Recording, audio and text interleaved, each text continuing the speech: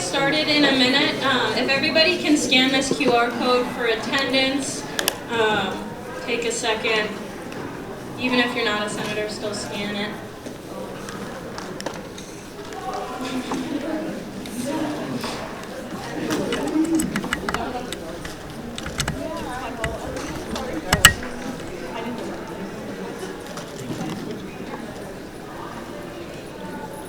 Everybody good?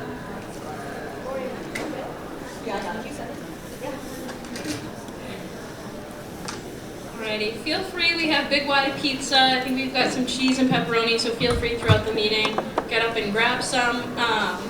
So I am going to call to open at 6:35. So attendance is going to be taken through the form, and I am going to invite up Dr. Hannon, who is our Dean of Students. She's going to give us a quick presentation, and then we're going to open up the floor so that you guys can ask her any questions. So, welcome. I've been going to physical therapy classes, so I'm not running. I'm walking very slowly these days, but I'm getting there.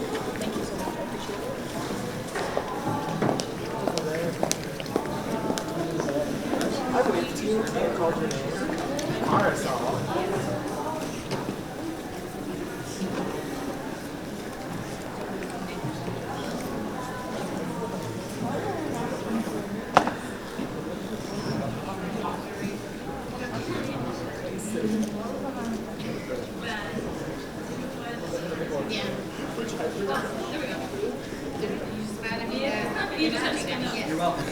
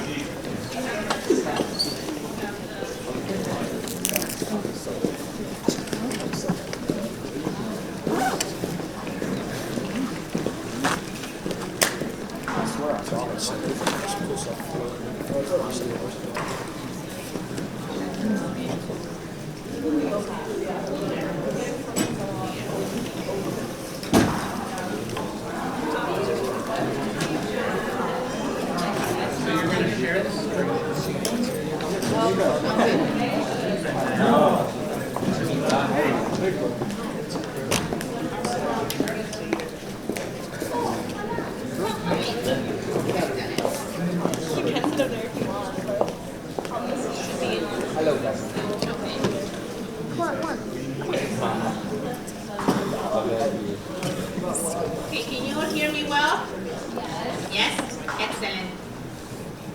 So buenas noches, good evening, buenas noches. I'm Fanny de Jesus Anon, and I have the honor to serve you. At the end of the day, when you think about it, I'm the interim dean of Huskies. I'm your dean. So what a beautiful, gift, at least for me. That's what I think about it. So I really want to share with you some of the different things that I've been working. Most importantly, I'm hoping that I have the opportunity as well to hear from each and one of you. I want to hear your voices. And if this is not possible tonight, you want to be able to find out how can you get in contact with me. But I'm very honored and grateful to be here. Okay, hopefully this will work. Yes. We're going to go over to, you're going to hear a little bit more about who I am. I recognize that when I came here last spring semester was a different, senators, different, executive board. So I want to make sure that I share a little bit with you about who I am and who's your dean at the end of the day. Also, I want to talk to you about how can we build community. And I know that this is something that is very close to my heart because I feel that after the pandemic, we were disconnected, and I think that there's still some of that, going on, and I'm looking forward to hear your thoughts. Most importantly, I'm going to tell you a little bit about the students of populations that are taking, I don't want to say priority, but really concerns that have been brought up to my attention, and how can we together make sure that we are serving, our constituencies.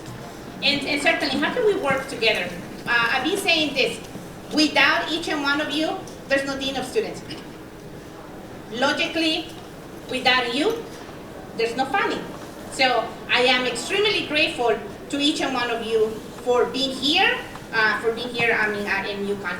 So who am I? I was born and raised in Honduras. I will always say this, I speak Spanish, that's my native language. I speak a little bit of Portuguese, Brazilian Portuguese. I understand French, and as well, a little bit of Italian. And obviously, I learned English when I was 20 years old. If somebody said to you that you cannot learn a language when you are that old, please believe me, that is possible. So I just wanted to share that with you. I wanted to put these pictures for you because it's so important that you understand that the work that I do is for you and with you. This is my office, Wilbur Cross 203. I hope you can come and visit. I love color. That is my orange wall. And when I came back from my medical leave, I love that my team gets to know me so well. So that picture right there tells you a little bit of who I am. I love coffee. I love Guru. I love, The Mandalorian. I love pets. So right there is my Stella Ines, my beagle, whom I love so much, my emotional, pet support, and as well my Cornelius, who's my cat, that every morning keeps me entertained. So I wanted to make sure that you also get to know a little bit about me because we keep talking here at UConn about holistic student success. But it's not only about, the student success in your classes. It's also about who you are as a person. And that is so important that I'm modeling this for each and one of you, that you get to know me a little bit in a personal side. So as a Latina, I wanted to share this poem with you, and I'm going to read it because for me, this is very important that I'm bringing my culture to you. And this is the way that I'm approaching my work, not only with each and one of you, but more so, with our students here. So in La Cage, it's a Mayan poem that it was actually written by this playwright, Chicano playwright, Luis Valdez. So tú eres mi otro yo, you are my other me. Si te hago daño a ti, if I do harm to you, me hago daño a mí mismo, if I do harm to myself. Si te amo y respeto, if I love and respect you, me amo y respeto yo. I love and respect myself. So this is something that anything, that I do is a reflection, on you. And anything that you do as well is a reflection on me. I don't see separations of being your dean, and then if I'm not hearing what you're saying, if I'm not paying attention to what you really want, what will be the point, for me to be in this position? So how I want us to build, community. And one of the things that, yes, for those of you who are political science, you might recognize, this phrase, no child left behind. That was, one of the President Bush, so political science in the room. But also, No Huskies Left Behind really came to me because I love the Trolls. I love the Trolls movie. I love animated films. They made me happy. I think that they are, we can learn. So yes, so I wanted to make sure that I'm even. And most importantly, my research is on sense of belonging. So how do you find community? How do you build community? How do you foster a sense of community? And that's what I really wanted to talk to you all today. One of the things that every time I've been meeting with students, when I go, to the different student organizations, when I'm meeting, at the dining halls and the residence hall, really I want to talk more about living interactions. And what I mean by that, as much as I love technology, which I'm very grateful that we're using technology, I want us to really have these living interactions with the people. So, I'm just going to post a question for you to think about. How many of you do really know your floor mates? You don't have to raise your hand. These are questions that I just want to, but thank you. Thank you so much for the senators that are raising your hand. I appreciate you. So, we need to have more interactions, whether it's in this space. I'm sure that if you are here, if you are investing on a Wednesday night, it's because you really care for this community, right? You really care for UConn, but also for the Senate. I would love for us to have less digital interactions. What I mean by that, I think that as much as I do appreciate, social media, it's really preventing us to have, conversations. We go and read every single post that we might find, if you are on Instagram, Facebook, and whichever, social media app, and we tend to believe that what it says there is what is happening. And so for me, I want to make sure that we are having, this one-on-one conversations, these conversations in groups, that we are breaking bread, that we are listening to, to one another. So my husband, my partner, is also an artist. And when I think about community, I also think about common purpose. So when I look at USG and I see what you all are doing, for our Huskies, not only here at the Source campus, but on multiple campuses, I keep thinking about what is the common purpose that we have. And once again, right, student success is something that has been used all along for the past, academic year. Is that our common purpose? Or is our common purpose to make sure that we are being kind to one another, that we are supporting each other, that we are listening and understanding that we are coming from different views and different perspectives, and the ability to have dialogue? Because I do believe that we have lost that as well, right? So it's only, one side. And then location. What I mean by that, not the location that you have in your Apple phones. If you have an iPhone, you know where your friends are. I'm really talking about building community in the spaces and in the locations that we have on our campuses. We have to go back to that, Huskies. We have to build connection and community in our school and colleges. Many of you are senators, representing your school and college, and I will tell you a few ideas I have in mind and how do I want us to connect. Keep in time, Ali. In our residence halls, in our cultural centers, in the student organizations, and most importantly, in the dining halls. You're with me so far? Okay, thank you so much. Thank you, Dave. One of the things that I keep saying since my years working at UConn, by the way, for those of you who didn't know, I was the former director of the Puerto Rican American Culture Center for 10 years. And yes, thank you for that. I love, yes, thank you for the support. And I love UConn. I have been in the university for 17 years, and when I was tapped to do this interim role as your dean, I immediately said yes. Because I want to tell you this right now. I want to be very clear, in case if you haven't gotten it. I love coming to work. And even in the days that has been difficult, because life is difficult, Huskies, even in the days that my work life there has been challenges, I really still love coming to work. And you want to guess why? What do you think, like Dr. Hannon or Dean Hannon or La Decana, what do you think, she loves what she does? Yes, thank you. You all. You are my purpose. And so, if you are a Husky, you belong, at UConn. So one of the initiatives that I've been doing since last semester, because once again, right, so I'm saying this to you that I want to build community. So I had ventured last semester to have 2 dinners, and it was very interesting what the Huskies will share with me.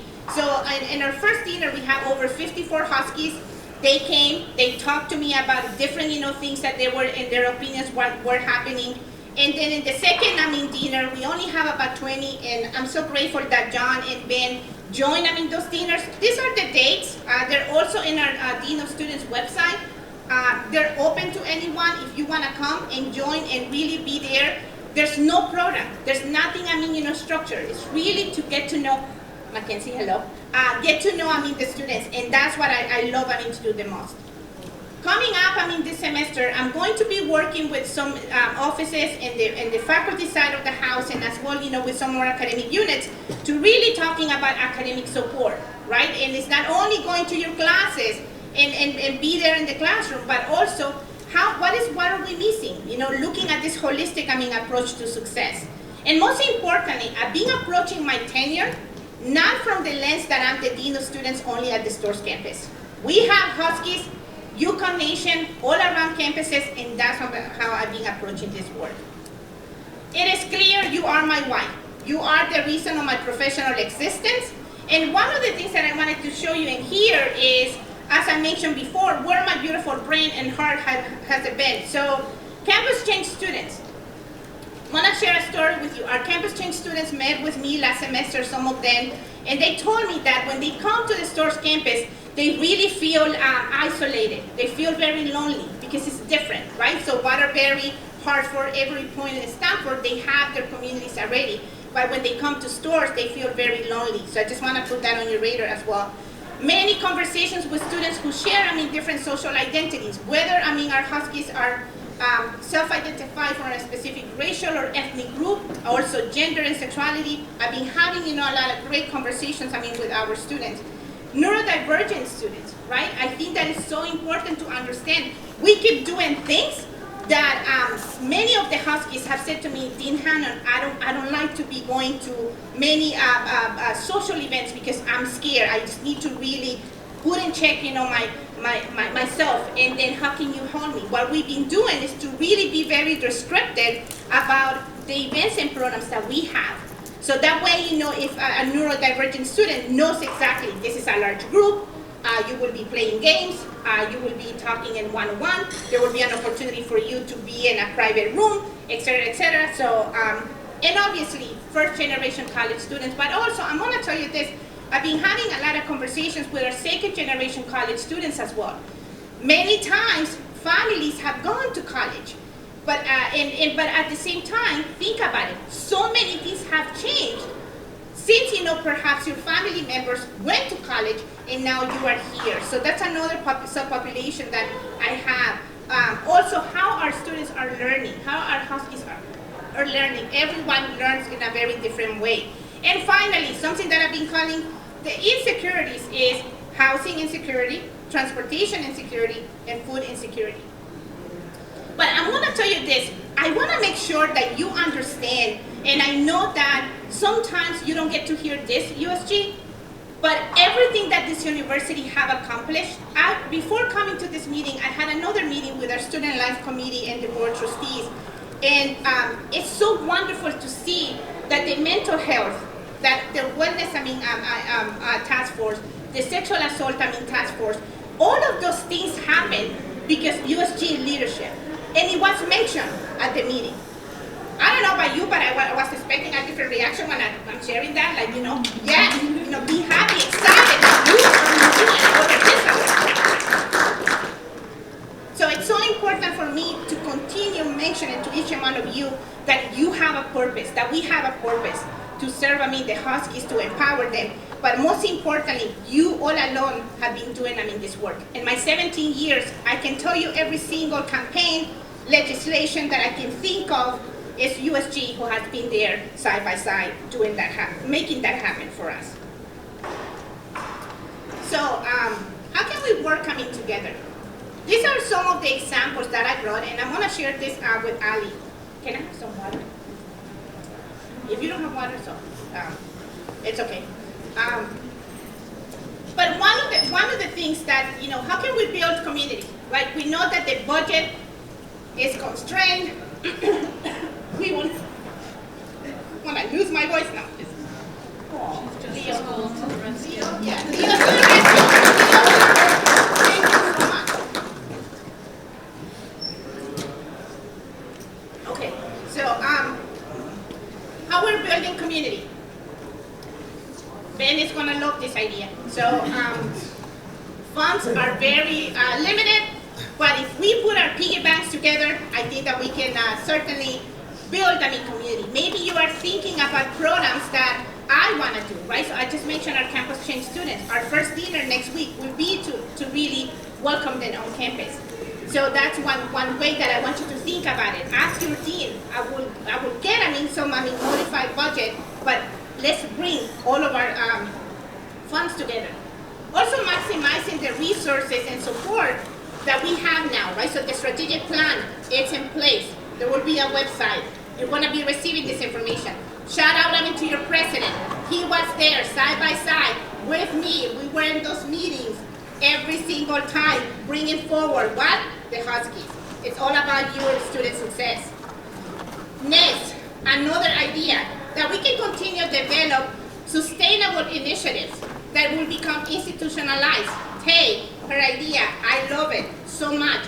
This vending machine, and we're gonna make sure that we make that happen and that it's institutionalized. Working as one united, I don't know about you all, but I'm giving you great ideas, and the reaction is okay. Working as one united body for our Huskies. That's what it's, and like I said before, all across campuses, and I know that USG, once again, you have already started, this work with our multiple campuses. And finally, fostering a sense of belonging, really going back to the roots, having those one-on-one interactions, having those events, making sure that you are bringing things forward to me. I'm gonna give an example. I don't see Noor here, but I see her brother. I see him. Graduated. Oh my God, give her my love. So what I wanted to tell you is that Noor, when I came into my position, she brought it to my attention the prayer rooms and spaces for Muslim students.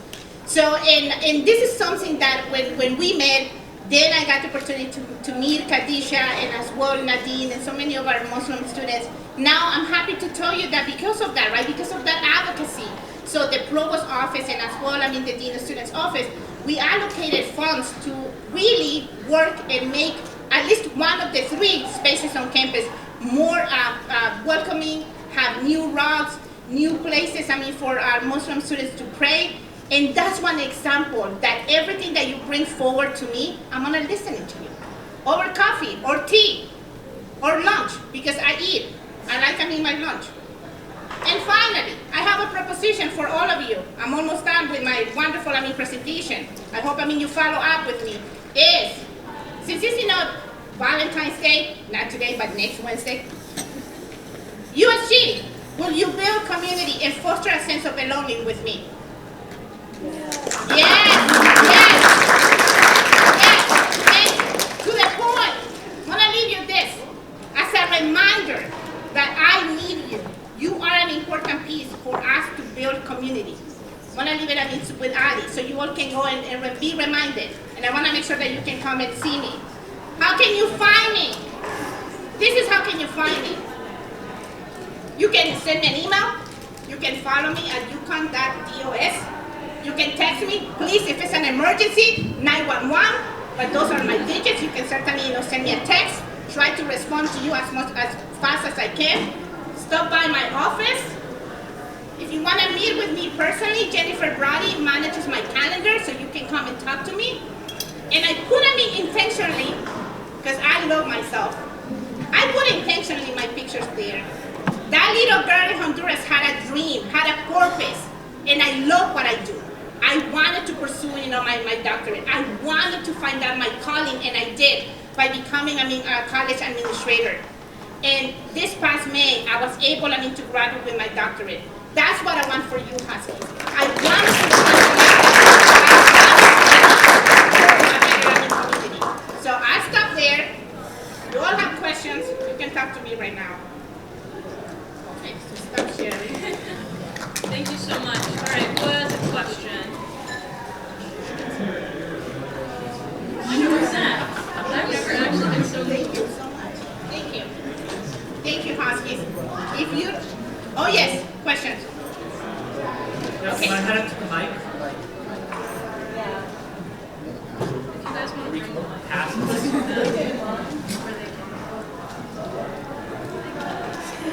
Make sure Don't it's forget to say your on. name for the minutes. Sorry. This is Ryan Hernandez. Yes. Name for the minute. Name for the minute. I'm Rosario. Well, Dr. Hannon, just wanted to say thank you. I've seen your impact firsthand, PERLAC first, and then your role as director second. I just wanted to ask, what initiatives have you seen from the university that you think are your favorite when it comes to fostering that sense of community, and what do you think is your focus for this coming semester? You want me to tell you about my favorite? Oh my God, muchachito, wow. Okay, so I'm gonna tell you this. I think that, my favorite keeps, I will come back to this, is to really get to know, the Huskies. I've been able to meet so many students, in the last 15 months, that I love that. And I have to tell you, because, we serve the same constituency. So some of the Huskies are great, and they tell me the positive things that we're doing. Some others are very critical. But I love those conversations, right? We need to have difficult conversations. So it's all of you. That is my favorite part. I have so many favorite parts, but you all are my favorite part. And then what I'm excited, to work on is really have more access to our school and colleges. I'm going to start meeting with our deans of the school and colleges, and I'm going to start also meeting with some key faculty that I want to be able to bridge the gap, right? Because that is what is happening. So that's what I'm going to be focusing next. Thank you so much. You're welcome. Come and see me. Don't get lost. Yes, and you are? My name is Jeff. Yes, okay. Okay, like this. No, pues en español puedes decir Jeffrito, pero... ¡Oh, Jeffrito! ¡Sí, me encanta! Sí, bueno, era pequeño, entonces I just want to say thanks for coming. I was really looking forward to coming to this Senate meeting because of the Dean of Students. I've heard about all the things that you guys did, and I visited the place where the Dean of Students headquarters, I guess I could say, is located. I love that, the headquarters, yeah, Yeah, all the headquarters, deans. exactly. I love that, uh-huh. Entonces, también quería decir, vive Honduras. Yo soy peruano, pero vive Honduras. And I really like your story too, everything you said. My mother is, she came to the United States after learning 4 languages, and then English is her 5th, so it really resonated with me, so I like that a lot. And I'm very much interested in attending some of those lunches or dinners or anything. We as Spanish, we have to eat, so Yes. yeah, exactly. It's all about it. So, Yes. And I need to know some good, Spanish places around here for eating. We have to bring some Spanish food I know, around here, right? yes. So, one, not to spoil my idea or anything. I don't think anybody will steal my unpatented idea, but la verdad es que puedo decirlo en español porque no todos van a entender. Entonces, Sí, en español.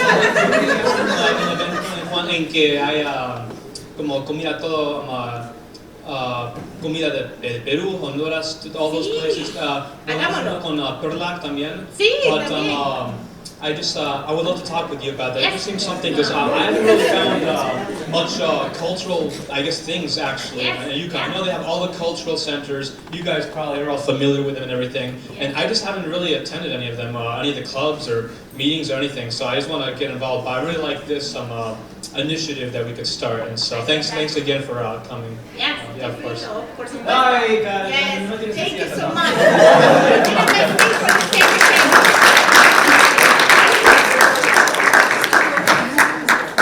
That's amazing.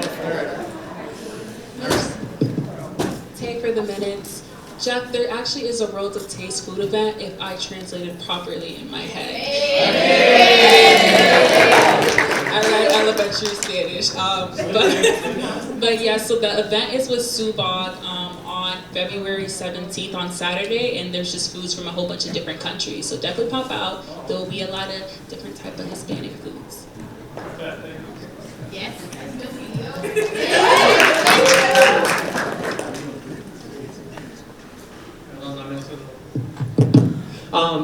I have a question. My name is Angelo. It's around BIPOC students on academic probation. Is there any initiatives that you have planned that you're planning on introducing to help support these BIPOC students on academic probation? Yes, yes. By the way, so do you know Amy Contreras? No. Okay. So nice meeting you, Angelo. So I want to tell you this, that those are the conversations that we've been having. We noticed again that our BIPOC students are the ones getting into academic probation. And so myself, our Dean of Students Office, and as well our academic advising in the Provost Office, in the Institute for Student Success, we're going to retake. This is another thing that happened prior to the pandemic. We had a working group What I really want to propose is to also have a student representation. And every single thing that I've been doing, it's so important for me to have student voices. Because once again, right, so as administrators, we might think an idea and then we need to hear from the voices. But it is on our radar, and I'd be more than happy to talk to you on a one-on-one basis too. ¿Y hablas español también? Sí, sí. Oh my God, excelente. I love it. That's great.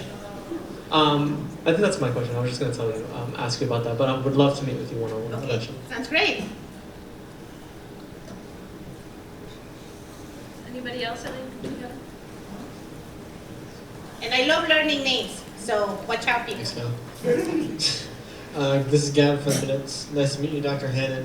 Nice meeting you. So one thing from your presentation that was a big theme that you talked about was breaking bread and talking like in the first person, getting off of social media, even though technology is a good thing.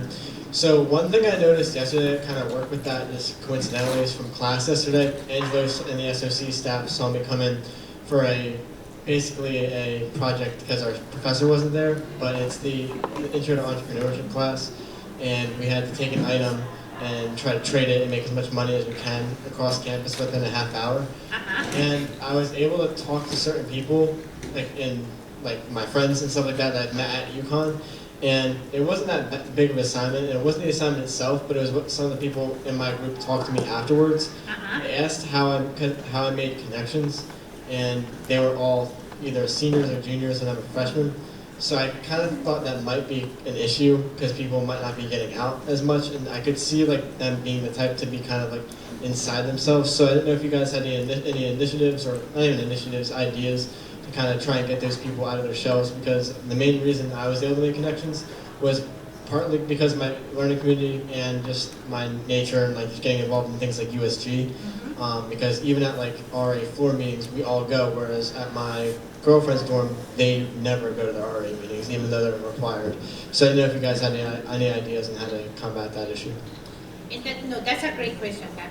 One of the things that in this conversation that we've been having with John a lot, it's really focusing on our first and our second year students, because the reality is that the juniors and seniors, you got to see a little bit, pre-pandemic, how the campus life.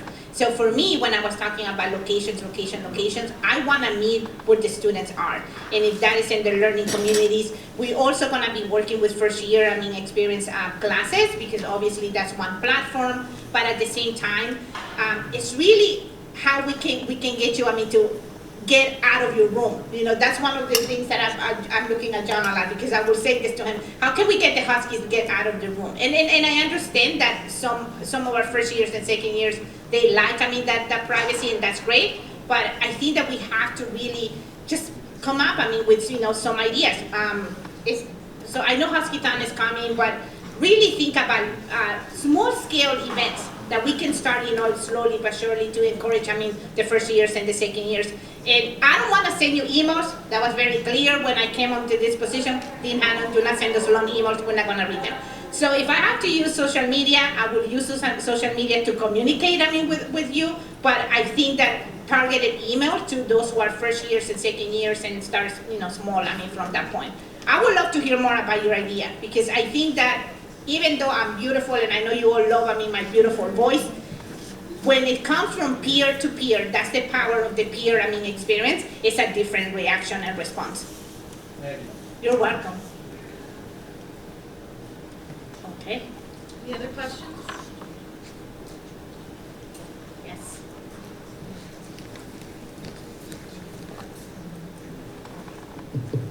Hi, Juliana for the minutes.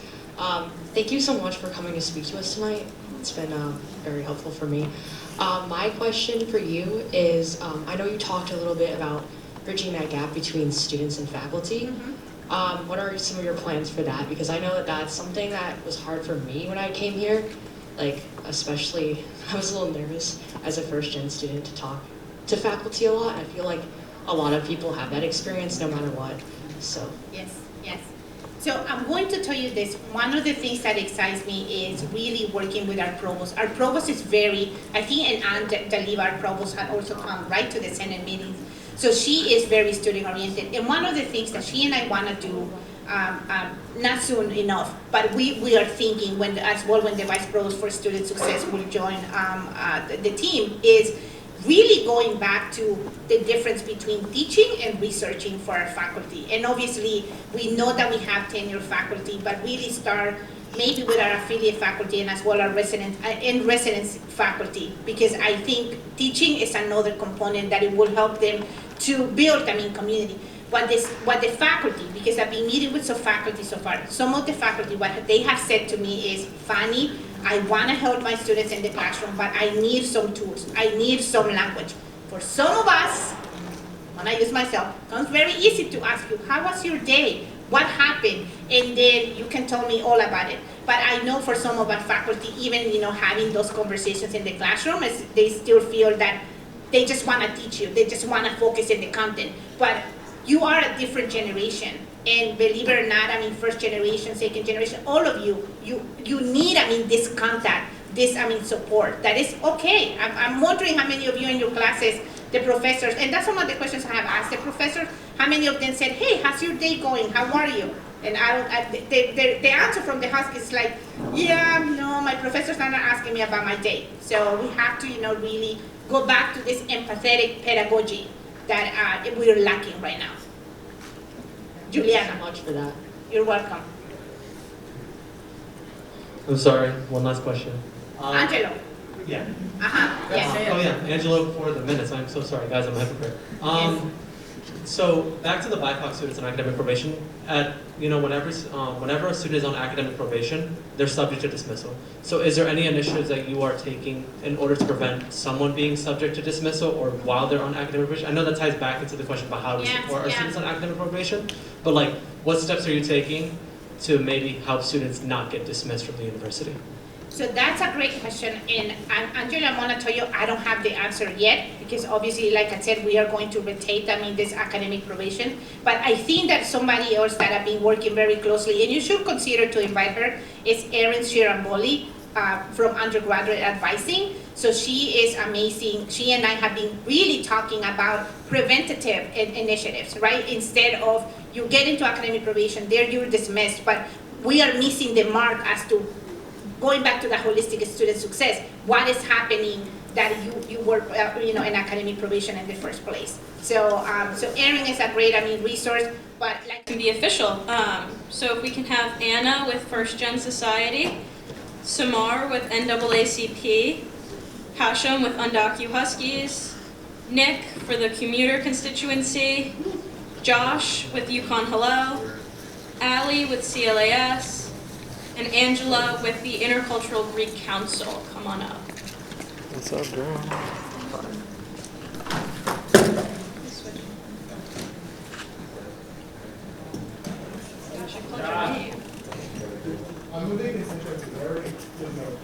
Oh, okay. He's special, man. Alrighty, if each of you... Sure. If each of you just want to briefly introduce yourself, say your name, maybe your year and your major, and then we'll go along with confirmation.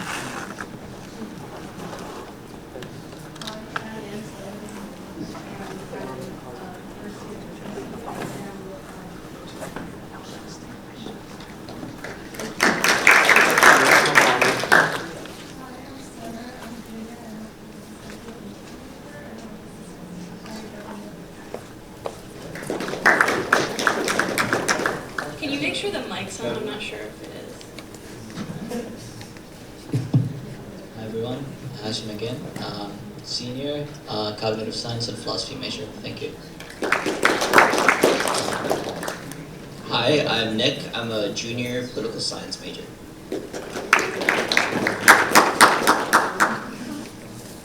Hi everyone, I'm Allie. I've actually been in Senate for the past couple of years, but I was abroad last semester, so Allie's letting me rejoin. I'm a junior studying political science and human rights, and I'm excited to be back. Hi, I'm Angela. I'm a sophomore and I'm an economics major.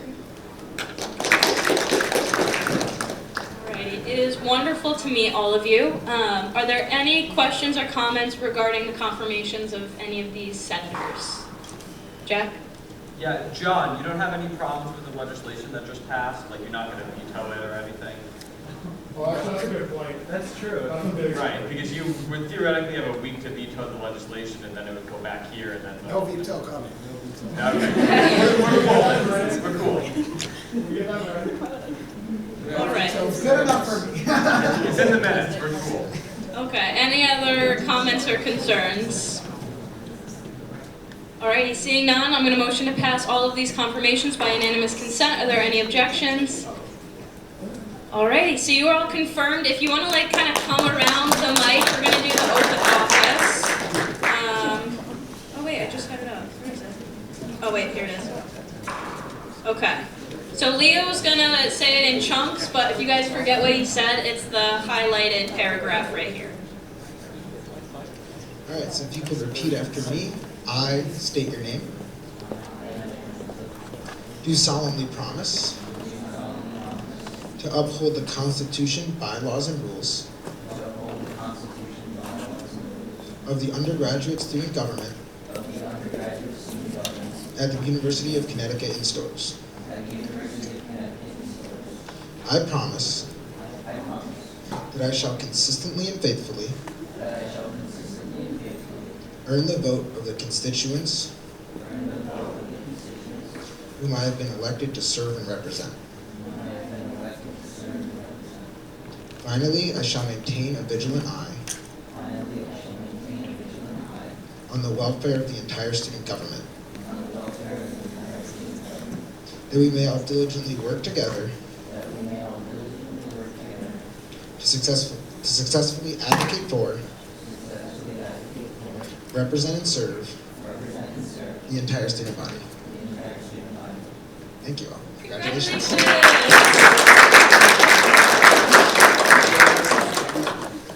Yeah, I apologize for how long it is. At this point, though, it's sort of like a, what's it called? Tradition. Something. Nope. No. Actually, no. Alrighty, next up we've got confirmation of Lisbeth to the Scholastic Standards Committee. John or Andy, if you guys want to take it. Consultation with Laura. Elizabeth is moving on to Scholastic Standards. Super qualified.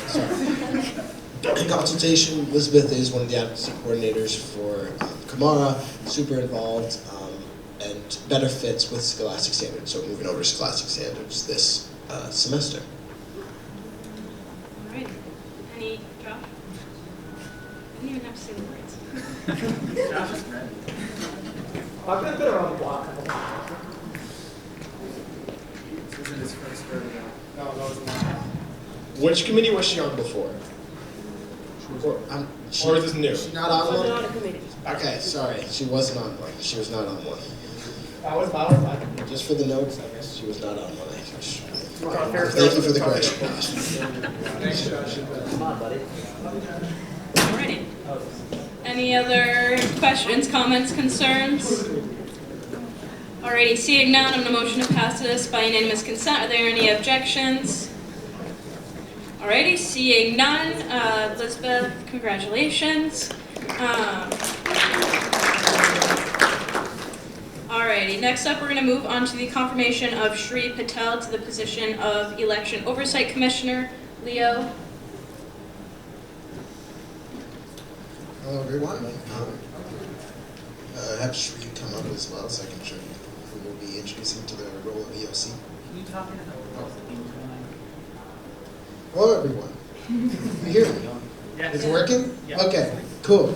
So, everyone, here we are voting on the EOC. For the minutes, this is the new Chief Justice, Leo Gold, if you haven't met me. All right, so this past fall, just some background, all right, the Senate voted to create the role of the Elections Oversight Commissioner, or EOC, to deal with the everyday elections business and free up the judiciary in what is a very busy time with funding appeals and elections and all of that. Since you passed the election, we've been working hard to try and fill this role with the best person, and we brought forward Shri Patel. So, it's my honor to present to you all Shri, whose enthusiasm, drive to learn, and good background in leadership and governance make me excited to bring her on to the role. I have no doubts that she'll do an excellent job and will be a great addition to the team. So just also a little background on, you might be wondering, we're mid-election cycle, why are we bringing on an EOC at this time? We're currently facing what is going to be one of the most contested elections in USG, at least as far as I can remember, if not history entirely. And, as this election continues, there's going to be a lot of areas that will need support. And, for example, the debate. We're going to have lots of candidates on that debate stage, and we need as much preparation as possible, as much support as possible on bringing out the questions, how we're going to run that, how we're going to manage it, if we have to split up different sections. So we really need some extra support on hand for that process. Also, with a highly contested election such as this, there's bound to be election violations. As we found out last year, the judiciary alone handling election violations can get messy and busy, and we really want as many people as possible helping to filter these out, manage them, and doing research on them, etc. So this would be a really great person to bring on in that role. And also,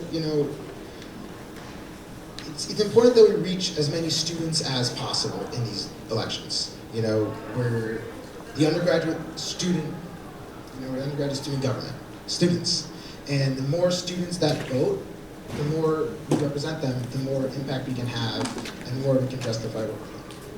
So, the EOC is charged with finding new and innovative ways to get more people to vote, to bring more people to the table.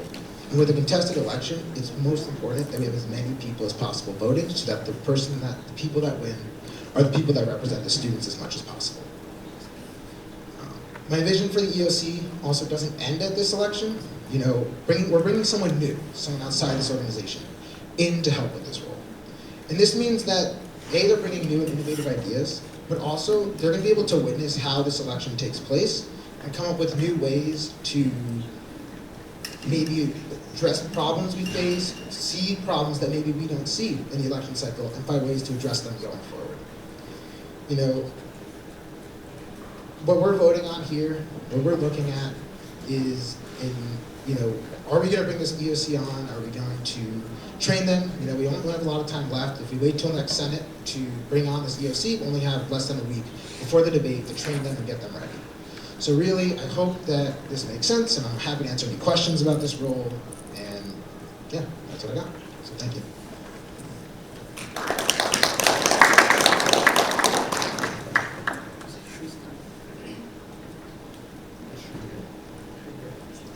There you are. I believe you. Oh, okay. There you are. There's she. Any questions, comments, concerns? Josh? I just want to point out that this is not a new position in USG. It's a position that we've had as recently as fall of 2020. It wasn't filled in that election, but it's not something that's new to the org. It had a hiatus, but it's not new. It was filled in fall. Oh, it was? All right. For the minutes, Ben said it was filled in 2020. I ran in that election. He wasn't good at the job. In fall? In fall? Or spring? Fall. Any other questions, comments, concerns? Alrighty, so I'm going to motion to pass this by unanimous consent. Are there any objections? Alrighty, congratulations, Shree. Alrighty, next up, I'm going to turn it over to Tay for the motion to retroactively approve an unauthorized purchase of $188 for student union charges at the Office of Diversity's What Pisses You Off Town Hall. So scary.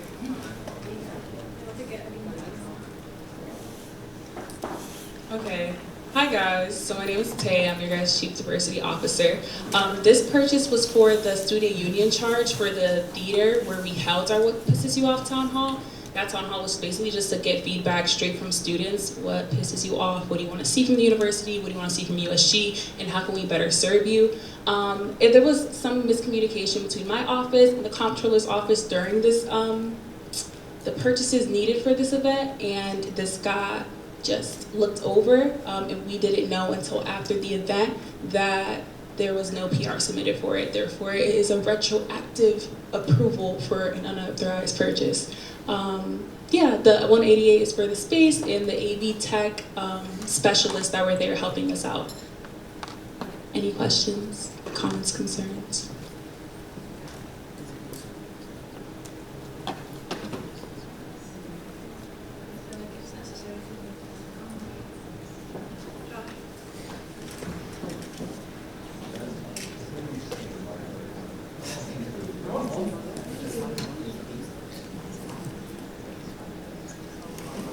Whose responsibility was it to fill out the PR and submit it to Comptroller's office? My advocacy coordinator. Was your advocacy coordinator trained to do the PR? Yes. Okay. Okay. Any other questions? Alrighty. So since this is a, does somebody, you can. Just out of pure curiosity, what happens if this is not approved? I'm really curious. I have to pay for it out of my pocket. Oh, okay. Not to sway your decision. But I was just curious.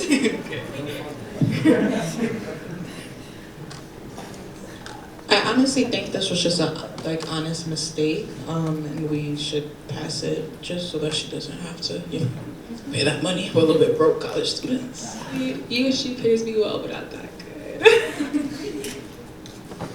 Alrighty. Any other questions? Oh, go ahead, Joe.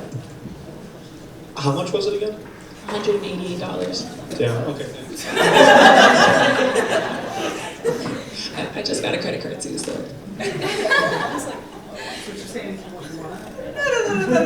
Alright, any other comments, concerns, questions? Mackenzie? When you guys are please raise your hand up high, because it's hard for me to see everybody. I feel like the question should be for Ben, like if this was on time, would it have been approved? Was there a PR and it just wasn't approved, or was there no PR? There was no purchase request. Right, but had it been, like, would you have approved it?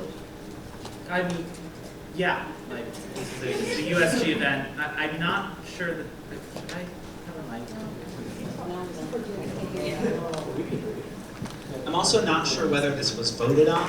I'm not sure, Tay, if you have that information, but if it was voted on and, submitted a week or two before the event, yeah, this is, I approved like 3 student union charges today. Yeah, yes. I'm not sure, Tay, if you have that info readily accessible or not. I'm not totally sure it matters either. But yes, if this was voted on and approved by the organization, this is the sort of purchase that I approve all the time.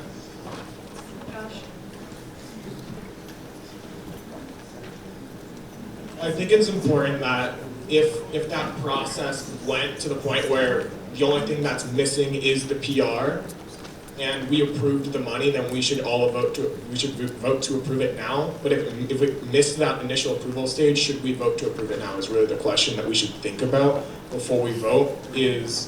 Was the money approved at all, or was the money approved and the PR just wasn't submitted? I don't know the details, so you would probably know better than I whether this was voted on.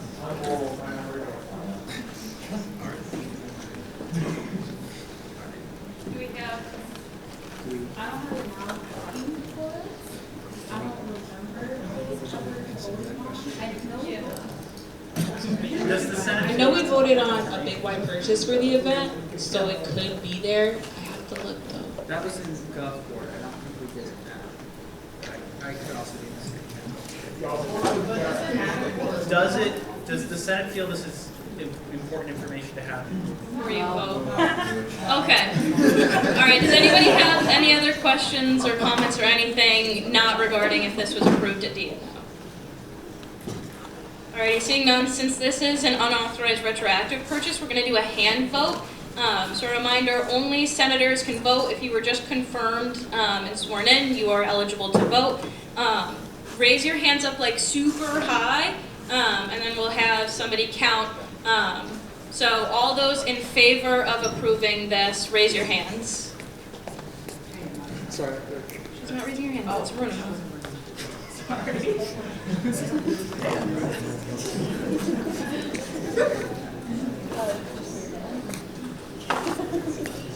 Marshall, get the hand up. What did you get? I got 30.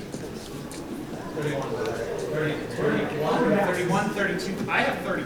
All right, we need a third person. Did you get Shayla in the back? I got Shayla on the back. All right, everyone, heads up. I don't think everyone has their hands up at all. Raise your hands high. I got good. 30. All right, everyone, hands down. Anyone opposed? Okay. Are there any extensions? Well, okay, wait a second, because last time I checked, neither one of you were speaker. So, sit down, please. All of those in favor, please raise your hands. Raise them high. 1, 2, 3, 4, 5, 6, 7, 8, 9, 10, 11, 12, 13, 14, 15, 16, 17, 18, 19, 20, 21, 22, 23, 24, 25, 26, 27, 28, 29, 30, 31, 32, 33 in favor. All those opposed, please raise your hand. All those abstaining, me, Ali Villano, and Josh Schulman, so 2. All right, so this passes 33 to 0 to 2. Alrighty, so moving on, we have our cooking class with Shaw Nutrition MOU. Lorian, if you'd like to introduce it. Oh, yeah, Lorian. Let me know if you want me to like scroll to a specific part at any point.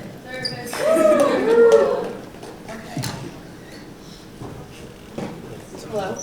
Okay, so we're doing a cooking class with Shaw Nutrition.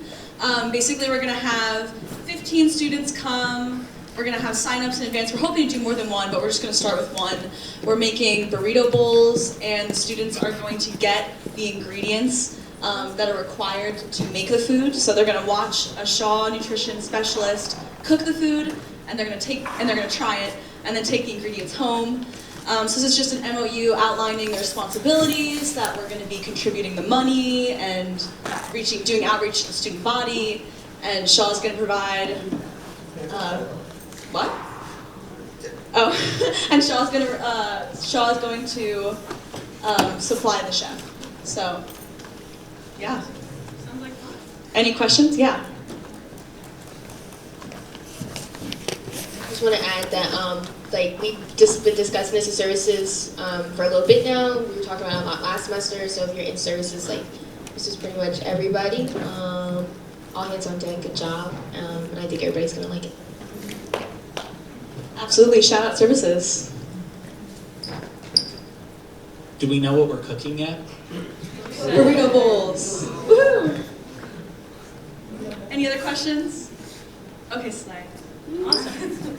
All right, so we're also going to do this by a hand vote. So all those in favor of passing this, raise your hands up high. 1, 2, 3, 4, 5, 6, 7, 8, 9, 10, 11, 12, 18, 20, 21, 22, 23, 24, 25, 26, 27, 28, 31, 32, 33, 34. All those opposed? All those opposed? All those abstaining? 1, Ali Villano for the minutes. Alrighty, so this passes. Can't wait to go. Very excited. Alrighty. So next up we have an update to bylaw, whatever that is. I don't know Roman numerals. 6, thank you. Composition of the Student Senate. So this is something I've talked about with Runima and Josh. We've talked about it in internal. Basically, the motivation behind this is you can see the constituencies listed here that only have 1 seat available. I think we've found, at least during my tenure of speaker, it's difficult to keep those seats filled. And I think a part of that is because of the isolation that people can face being alone in those seats. I know as a School of Nursing senator, my experience from my first 2 years being alone is drastically different from this past semester having somebody else. Also in that role, somebody who also understands maybe the demands of my major, things like that. These are all majors where, maybe it's not political science, it's not like a traditional government track or something like that. So understanding that that can be isolating, we're hoping that this legislation kind of combats that. So essentially what this is doing is changing the apportionment formula. So basically we follow a formula with the Senate when we are looking at the number of seats that are allocated for the election. This is basically, we're changing it so that every Senate seat, like the number of Senate seats stays the same. The only change that happens is those seats who had won previously, which are listed at the top of the bylaw amendment, go from 1 to 2. So we're not bumping down any constituencies, we're only increasing the number of seats in our Senate.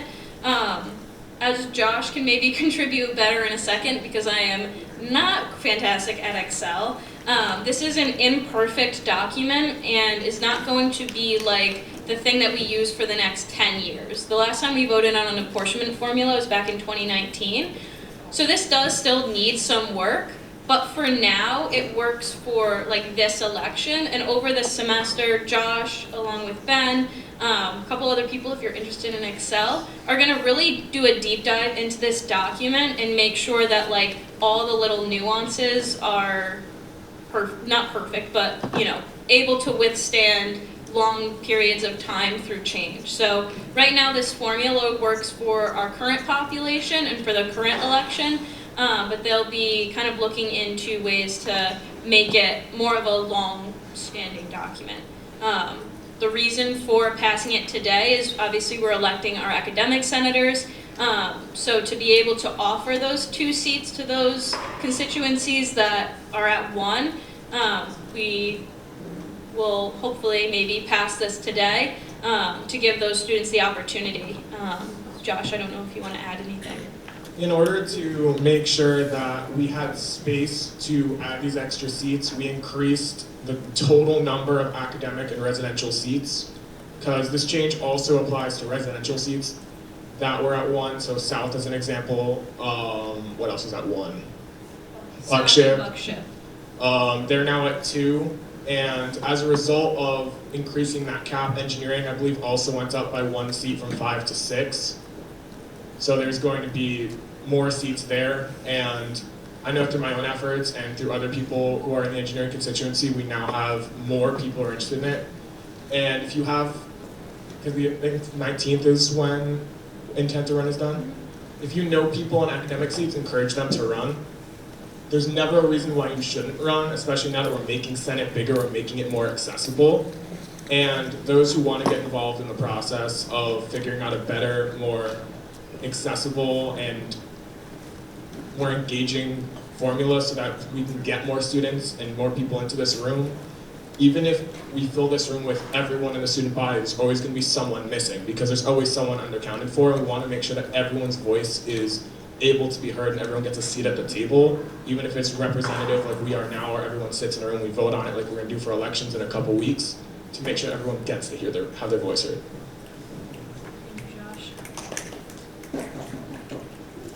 Are there any comments or questions about this piece of legislation?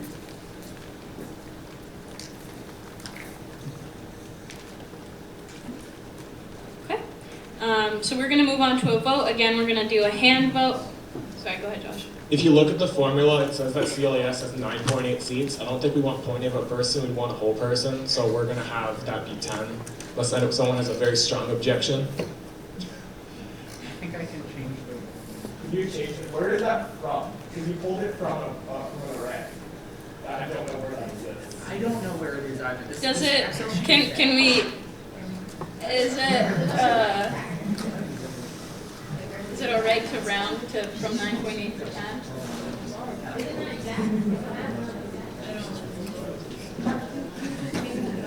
Oh, okay, there we go. Alright, fixed. Alrighty, any other questions, comments, concerns, Juliana? Come on, Kyle.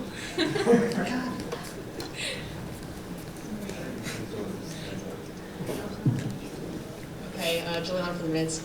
I guess my question is, if I'm assuming that the representation error has to do with like comparing the percent of the population to the percent of seats. And I'm wondering why CLAS is supposedly so underrepresented compared to the other seats in this apportionment form. This might not have to do with your current legislation, but I'm just wondering.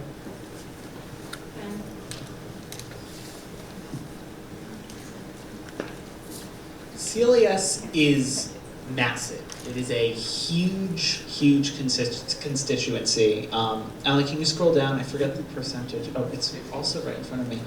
Yeah, so 40% of, more than 40% of students are in CLAS. Actually, ACES is a part of CLAS, so it's around 50% of students. And the decision was made a while ago that we didn't want basically half of our senators to be from one constituency. That is entirely a value-based proposition, and it does mean that CLAS is underrepresented. Increasing that means either making Senate a lot bigger and drowning out other voices, or else actually decreasing representation in other areas. It's entirely a question of whether or not that should be done, and this is the way that it has been done for a while. It's not necessarily the way it has to be done moving forward. And if you're interested, you can either, you can move to amend right now if you want to, or we can continue to have these conversations as we deep dive into these over the next couple months. We'll do Aretha then Mackenzie then. Hi, this is Haritha for the minutes. Just out of curiosity, maybe this entails a future conversation, but have we considered, especially with like CLAS, like potentially splitting that up into like majors? Because a lot of people on CLAS are poli-sci majors, which makes sense. I'm one of them. But I think poli-sci is very overrepresented, and it'd be great to split that up into majors. We have like STEM and other majors represented as well. Yeah, definitely. That's been a conversation kind of ongoing. We've talked a lot at internal about it. Last semester when we were doing like the ex officio list, we talked about even breaking up some of the residential seats. I think that's definitely a much larger conversation than like the apportionment formula, but it's definitely one that I'd be very interested in seeing. Just even seeing interest from majors outside of CLAS has been really great this past year, so I think there is merit to trying to explore some of those other avenues as well. We'll do Nick and then Devin. My question, Nick Alonzo for the minutes. My question was, so if we were to approve this, who would have the power to change the apportionment formula? And then are we passing it as is right now? So like if there were to be a population change in CLAS like for next semester, would it automatically just change? Or would there have to be action by the Senate? Yeah, so the way that the apportionment formula works is it's passed by the Senate. So it's not like a committee can go through and change this. The specific formula has to be passed by the Senate. What happens from semester to semester is those numbers are plugged in and it spits out the number of seats. Like I said before, this isn't a perfect document. This is a document that's been here since 2019. We just played around with some of the numbers and percentages to make sure that every seat had at least 2 and we weren't decreasing seats. But we'll be looking over the course of this semester to like deep dive into this and create kind of a more polished document so that it does stand up from semester to semester and we don't have to go in and change percentages and random things, but that we can just, again, plug in the percentage and have it spit out a number. So it's not perfect right now, but we'll be definitely voting on another apportionment formula before we get to the fall elections. Devin, for the minutes. So my only concern with what you actually mentioned in terms of splitting up CLAS would just be, we obviously see that there is a larger proportion of CLAS like representatives within USG that are poli-sci, and my only concern is interest. So if we do split it, then if we have 17 poli-sci majors wanting seats and we're switching like 8 or so for like bio majors, but bio majors don't fill that seat, then what do we do in that case? So that would be the only concern. Yeah, Rory? intro? Okay. Going off of that, I was just thinking, maybe like that could be a good thing too, potentially, because maybe like people assume USG is for poli-sci people, and so if there's a seat directly for like your major, you'll be like, oh, like this is actually something I can do. Yeah, we can have these conversations, like we can have them on internal agendas throughout the semester. Yeah. I saw, we can do Mackenzie, and then I saw Isabella, and then we'll do Angela. I was just gonna say, I don't necessarily agree with breaking up seats, only because it's not like we have people jumping to be in USG. You know what I mean? Kind of like what you said. We have what we have, and that's poli-sci. And as far as looking at the doc now that it's up and we are making changes, if CLES is 50% of the population, then CLES should be 50% of Senate. It's just numbers at this point. Thank you. Isabella?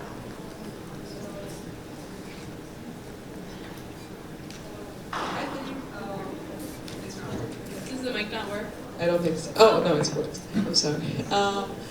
I think it's like splitting up, it can be too hectic, but I think we can switch it to like Bachelor of Arts and Bachelor of Science, because when you graduate like College of Liberal Arts, you get like 2 different degrees. One gets a Bachelor of Arts, which is like history, political science, and so forth.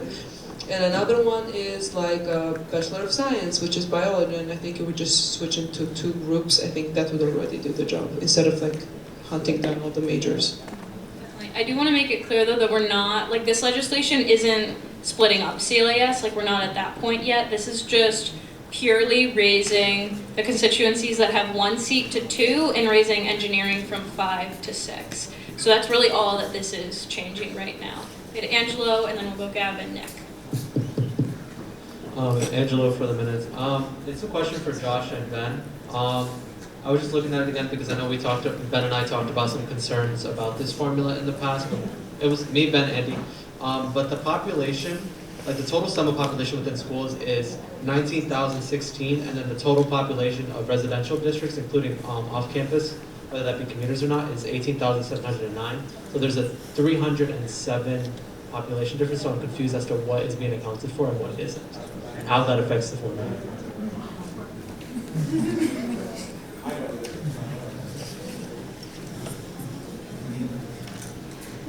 Some students are dual degree students. For example, myself, I am counted as 1 in CLAS and 1 in fine arts because I am a CLAS and fine arts student. The other thing is that these academic numbers are from the fall because that's the most recent data that we have available, whereas I believe the residential numbers have been updated for the spring. I believe that, no? No, Okay, so no. then it is just the first one. These are fall numbers because those are the most recent ones we have available. And that small overcount is due to dual degree students who exist in multiple schools and colleges being counted multiple times. Thank you for clarifying.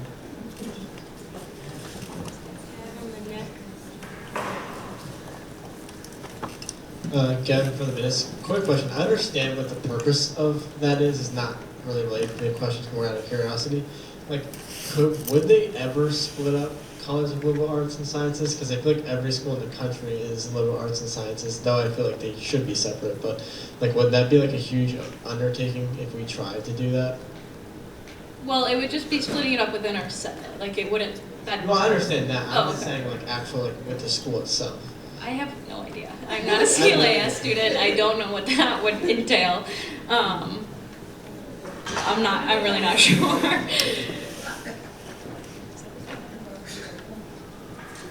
I'm assuming it would be a very large undertaking to try and split up 60% of the majors on campus. But. Hi, Nick for the minutes. So I just want to express my concern with this change, only because if you take the most extreme examples, if you look at the education school and then CLAS, for education, if you add a senator, each senator would represent 132 people. For CLAS, that number is 795. So 1 senator is representing like 6 times, almost 7 times the number of students, which I don't know how equitable that is. So I guess just like past experience with the formula, are there reasons why it would be appropriate to have that discrepancy? Yeah, I mean, I think you also have to look at, like, we have a bunch of ex officio seats where they represent, you know, maybe less than 100 people, maybe 50, maybe less than that. So that is definitely something to keep in mind, but it's also, like, we are the student government, so at the end of the day, we want to make sure that we have enough people in here, and if increasing this number from 1 to 2, maybe it creates a little bit of that disparity in that number, and maybe we do have to look into maybe increasing some of the CLAS seats, but if it can maybe help us combat some of that loneliness or isolation that those people in those singular seats might feel, then I think that's a route that we should explore. I think another thing just to note and to consider is that the nature of USG is it's not as though there are issues that CLAS students feel strongly one way about and engineering students feel strongly another way. Like, it's not like CLAS is ever outvoting South Campus or something like that. The idea, at least to me, and I think reasonable minds can differ about the point of having multiple senators from any constituency, but to me it is to make sure that we are getting a reasonably representative cross-section of all of the issues and experiences that students face. That's the reason that we have our MCD seats, and we have our ex officio seats, and we have academic seats, and we have residential seats, to try and get that broad cross-section.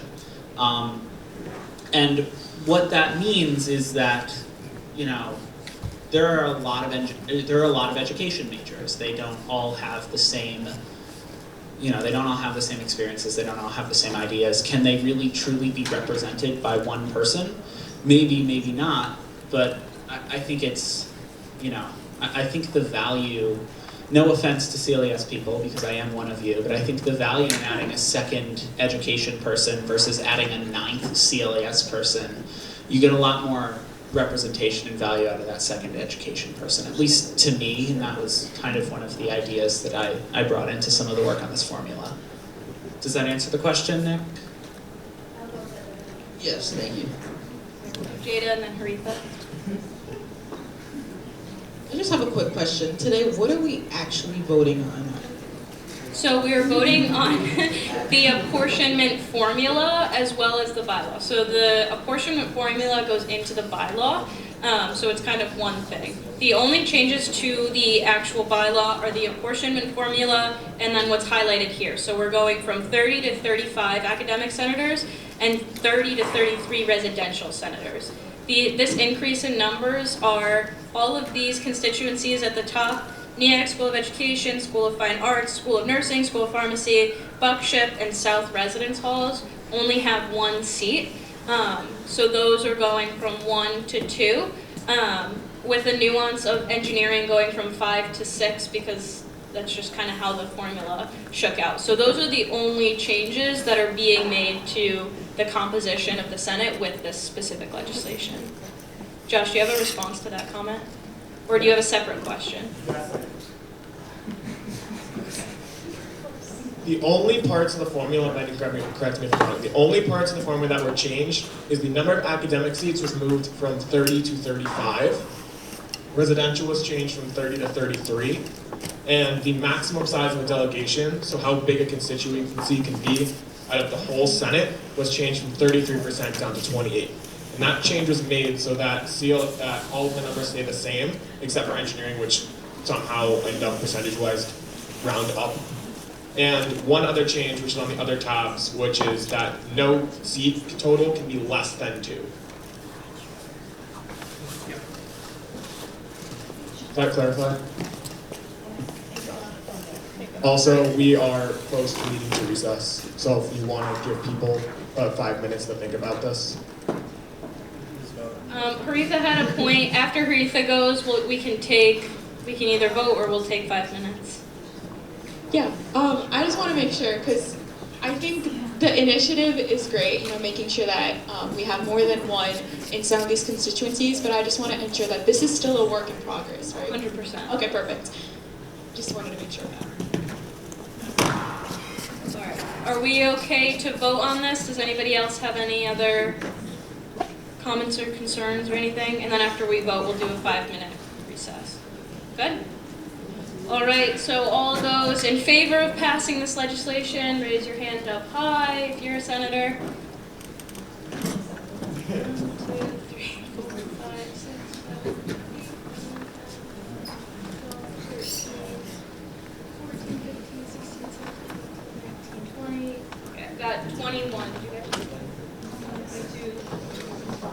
Oh. Okay. All right, 22. All those opposed, raise your hands.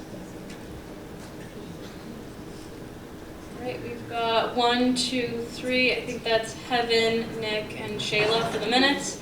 All right, all of those abstaining. Okay. We've got 1, 2, 3, 4, 5, 6, 7, 8, 9. So that's partial. Andy, Allie, Kyle, Jada, Mackenzie, Devin, Aya, and Kara. Okay, so if you just voted against or abstained, please go see our minute takers. But this passes. All right, we're going to take a brief 5-minute recess. We're going to come back at 8:05.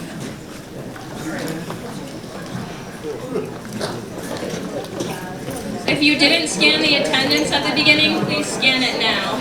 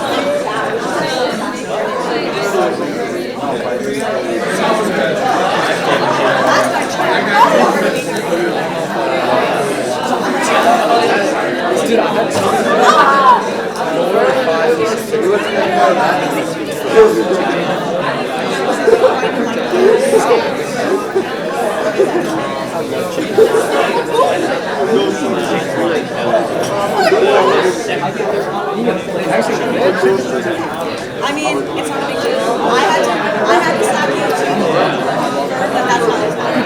And now I'm just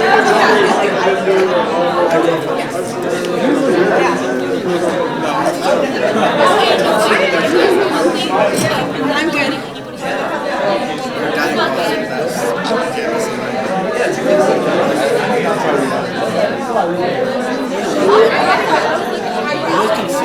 Everything's cool.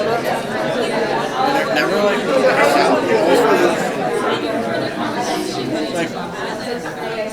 there'll be like no cheese or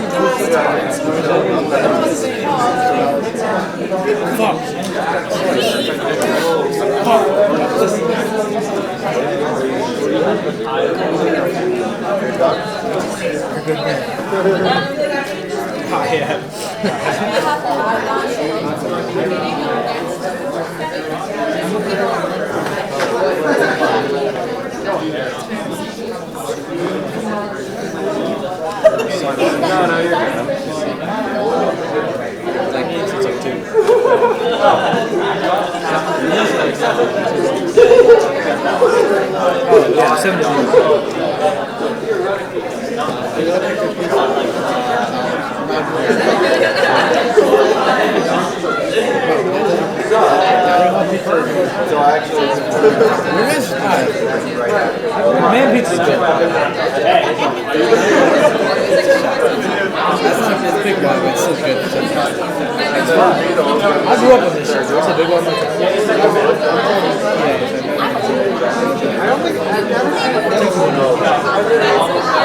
Let's go pizza's good. So cheap. It's like $2.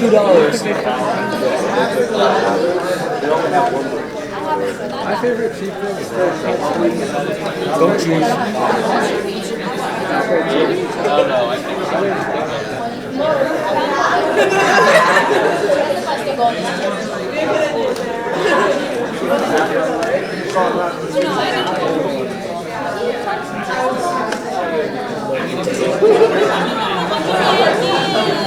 I'm gonna have to do it. Is it orange still or is it? It's cold as fuck. Hope it's a hit sometimes. Oh, more.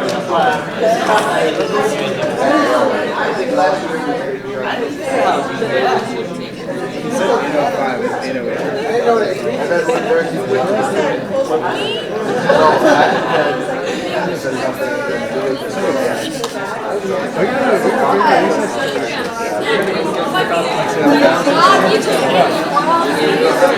Next week, I'm about to bring up football next week.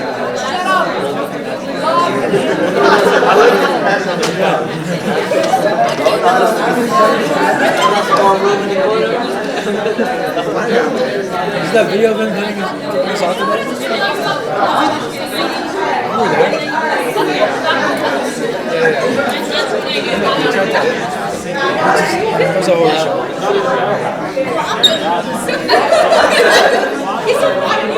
You already did more. I see her there.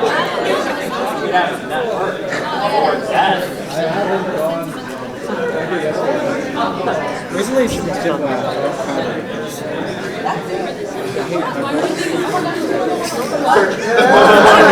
like general.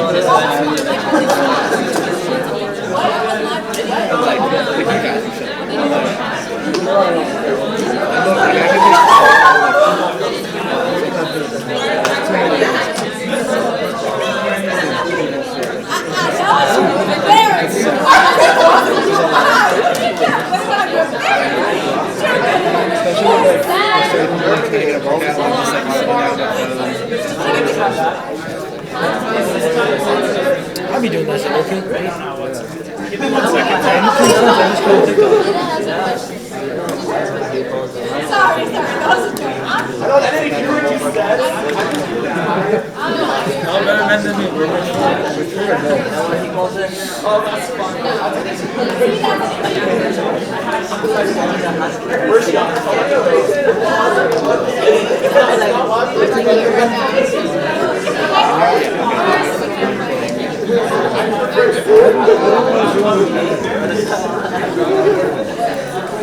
Is that what you have to do? We can go back to our seats.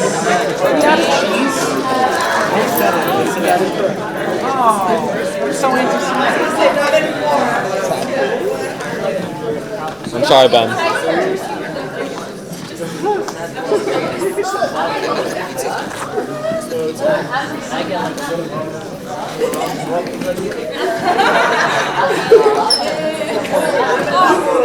I'm ready to start some shit.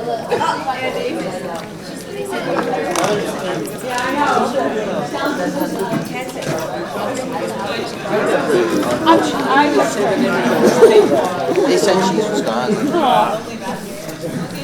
I wasn't sure. Oh, it's very good.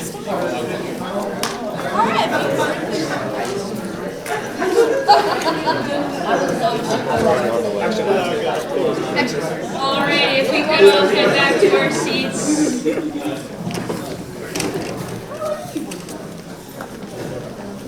Alrighty, so our next voting item, a call to action regarding the placement of printed maps on buses. I'd like to invite Andy up to come speak on his legislation. Let's give him a round of applause. Very excited. Let me know, Andy, if you want me to scroll to any specific parts, like while you're talking. Yeah, you can grab the mic if you want to turn and you can face the Senate and explain what it is. Yes, unfortunately. Just for like our recording in minutes.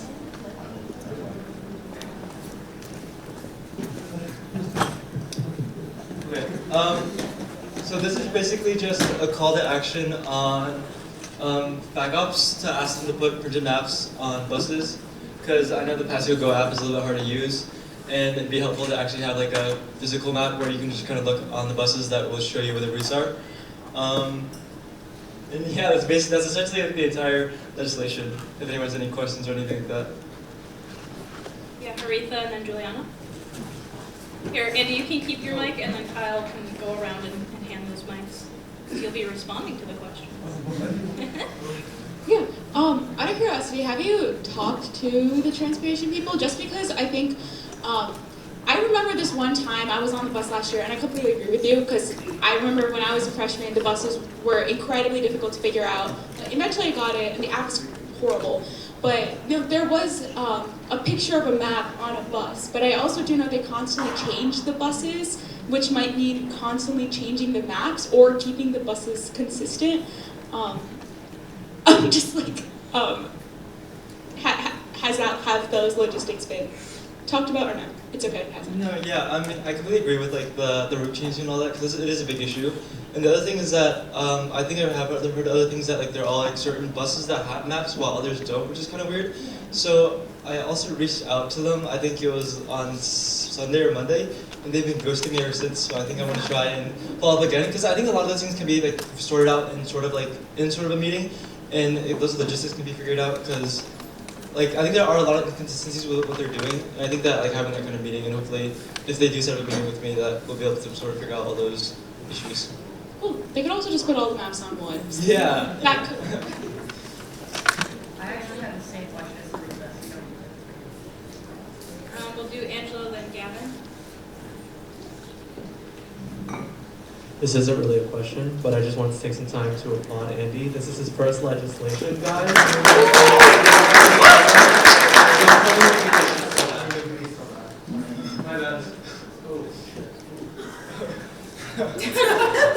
My bad. What just happened? Gavin, for the minutes, quick question. I can't really see up there, but where on the bus would you like the map to be? Do you say that in the legislation? I don't, but every time you go on the bus, there's like the driver's side seat, and behind the driver's side seat, it's like a huge black wall, and usually it's kind of like completely empty, and so like having like a big enough map on there would be good enough. And then also, if you go on the transportation website, they have like infographics of every single route anyways, so it's kind of just putting those routes that they already have onto those buses. So like, say if it was like a yellow line bus, would it have the yellow line route? Well, that's what I think I'll also meet with the backups to figure out, because I don't know if they sort of have each bus designated as yellow line, or if they kind of just change it. Yeah, because like, it is electronic, so if it's like orange line, they might just switch it one day to the other. So then in that case, it might be better just to have like all the routes on one map in that case. But that's something I have to figure out if they're in a meeting with them. Cool, thank you. Alan?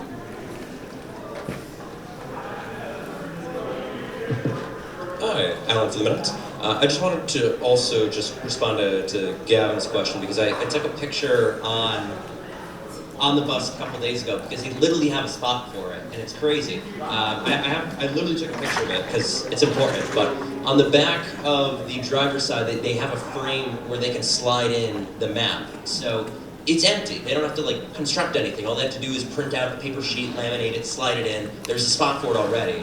It's crazy that UConn, or not UConn, but the Wyndham Regional Transit District is not updating the map. So like I said, I do support this legislation. There's a spot for it, and it shouldn't really cost them anything. It's obnoxious that they're not acting on it.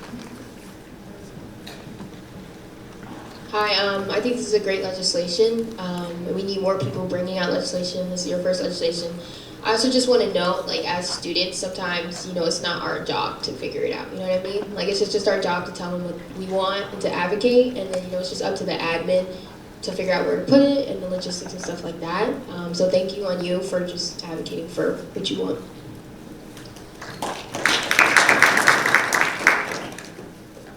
Yeah, I agree that this would be super helpful. I remember they used to have them like a couple years back, and as a freshman, like they were so helpful, like to know, oh, I'm on the red line. This does not take me to Towers. Let me get off. So I think this is a really smart idea.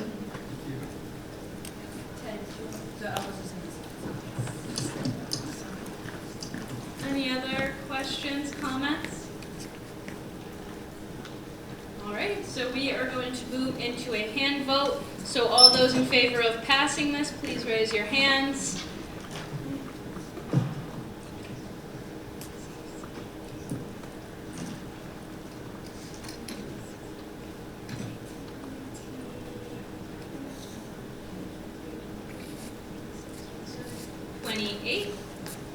All those opposed, please raise your hands.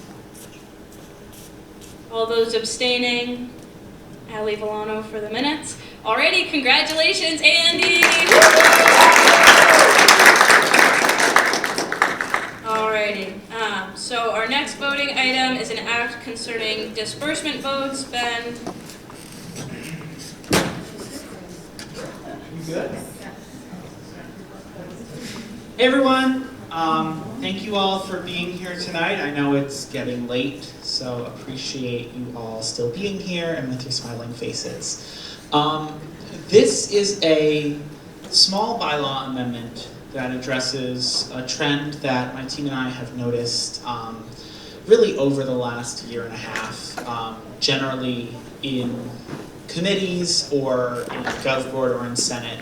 When things are voted on, it's not really always clear what exactly it is we're voting on. Sometimes it's literally just a line item with no explanation, no discussion, no really anything about why it is, what the money is being voted for, and why it's being voted on.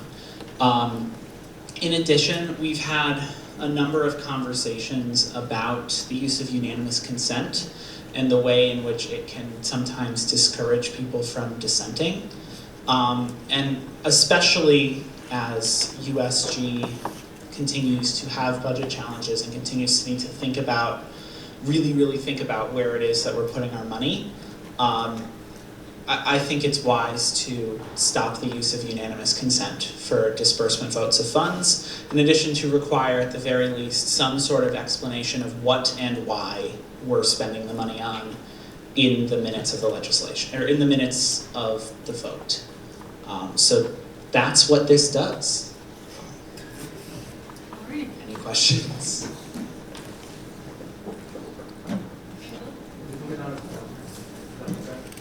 Angela would like to sponsor. You got it?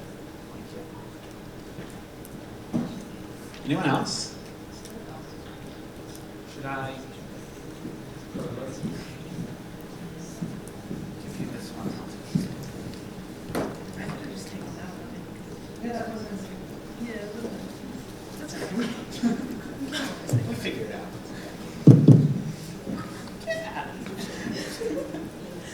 I just can't accept those suggestions. I'll do it. So I have a question. We have a growing list.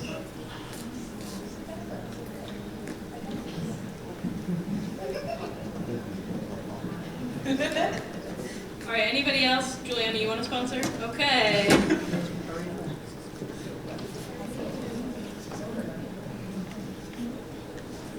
This is fun.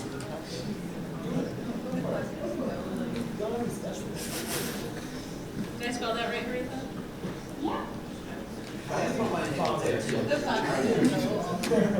I know, I'm going to hit a wall at some point. You all want to sponsor? Okay, can you just send this in the Senate chat and everyone can just put their own names, because this is getting like a little crazy. Hold on. And I don't think I can spell Alan's last name, to be completely honest, so we're cutting it off there. Hold on. Wait, I want to try to spell Alan's last name. Well, it's because I typed it like 3 times. I was like, Is that it? I'm going to suspend it. All right. I don't know what your constituency is, Alan. He's a commuter senator. This is not substantial to the conversation. Alrighty, are there any other questions, comments, concerns that are not related to sponsoring this piece of legislation? Already stating none, we will do a hand vote, so all those in favor, please raise your hand. Imagine if you succeeded in UCTV legislation.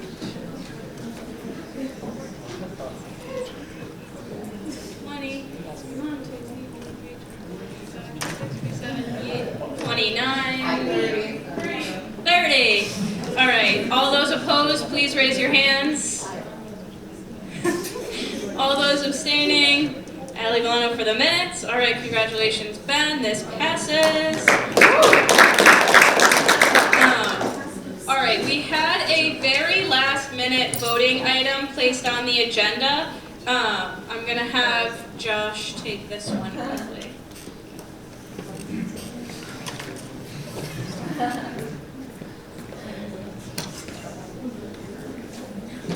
Yeah, I'm gonna do this really quickly because I want to be respectful of your time because I'm taking up a lot of it tonight. So, quick show of hands. Who here is in the Senate course? Or has taken it? Would you be interested if you could get letter grade GPA changing course credit? Yes, right? So what you're voting on right now is for us to send to a university Senate committee the ability for students currently enrolled in the class, or for fall, to be able to get letter grade GPA changing credit for taking the Senate course, which means that we're moving it from its 1840 designation, which is ungraded, it's satisfactory, unsatisfactory, to a graded section of independent study, and it's also going to be 3,000 level, So if you're required to take an elective that's not specified and it's 3,000 level or higher, and you need 1 credit, this can count for that. All that we are asking to vote for today is that when we fill out a CAR form, a course action request form, that's going to get filled out today or tomorrow, that you are approving it, and all that's being changed is this is the grade scheme that you will have. We already approved the syllabus, and the TAs are wonderful Senate leadership. All we're doing is, the only request that we're making is that this is the grading scale that you're going to have if you take the course. All right, Aretha, and then Peter, and then Juliana. If approved, when will this be effective? Fall of 24. Fall of 24, maybe spring 25. It depends on timeline. All right. What did I say? Peter, Juliana, then Isabella. Just to clarify, if this is approved, at that point the timeline is out of our hands. This means we can fill out the form and it has our approval, and then that is University Senate that'll handle it from there. So, Yeah, you can go ahead. I think it was Juliana, then. That's right, you can go ahead, then we'll do Juliana, Peter, Gavin.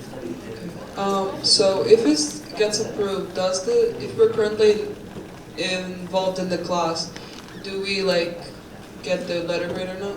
No. Nothing has changed for this semester. The earliest will be fall of 2024.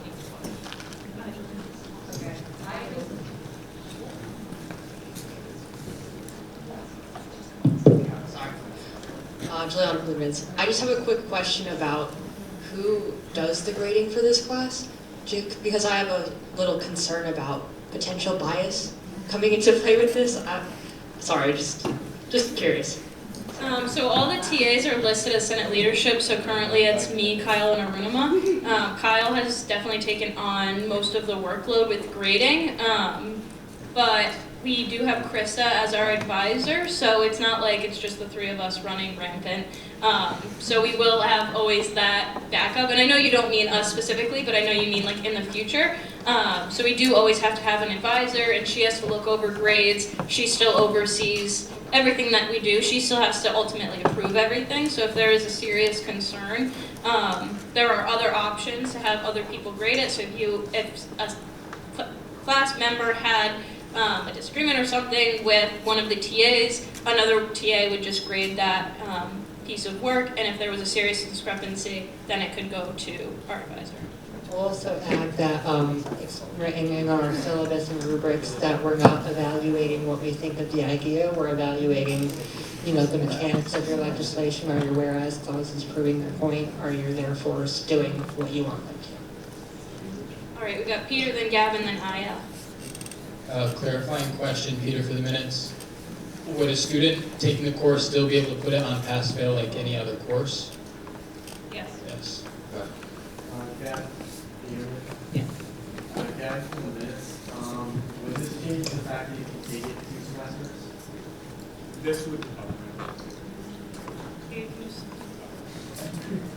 This would mean that you can take it as many times you want until you hit 6 credits. So you could actually take it double.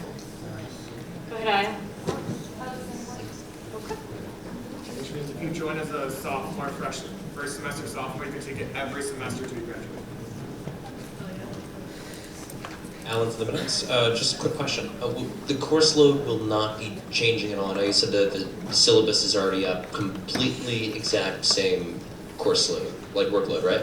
Yes. Perfect. I just added that nice table there right now. That's it. Ahmad? How would the weighting be different?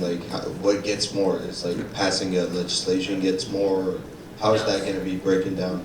So right now, the class is pass-fail. So if you complete all of the assignments, you get a pass, and if you don't complete them, you get a fail. Right now, it doesn't factor at all into your GPA.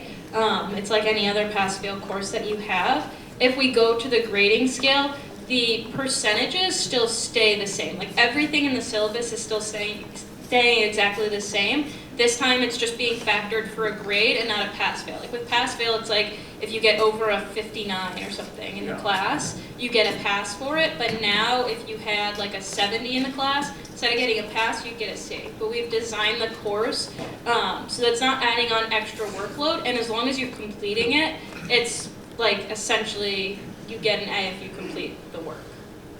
Okay.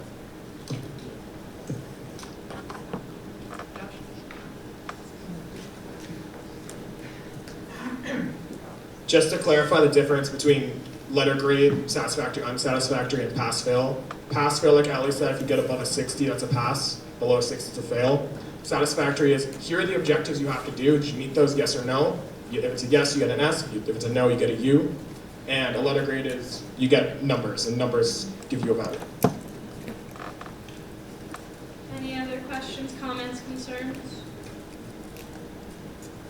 All right, so we're going to move to a hand vote. All those in favor of passing this grading scale on the syllabus, please raise your hands. 1, 2, 3, 4, 5, 6, 7, 8, 9, 10,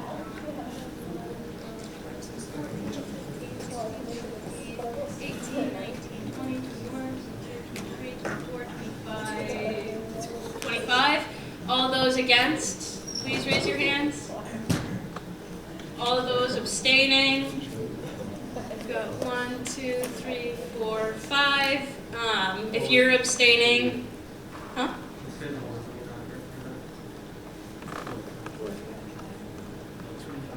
Okay. So this passes 25 to 0 to 5. Alrighty. So we are going to sort of skip over some things really quick, and we're going to do our Senators of the Month. Just to do something fun, and then we'll do the rest of our discussion and announcement items. So technically we have not had Senate in over a month, but these two senators have really just been very consistent and demonstrated a lot of great work over the past semester, even over winter break, throughout check-ins, throughout still participating in committees. So our first Senator of the Month comes as no surprise with his first piece of legislation, Andy!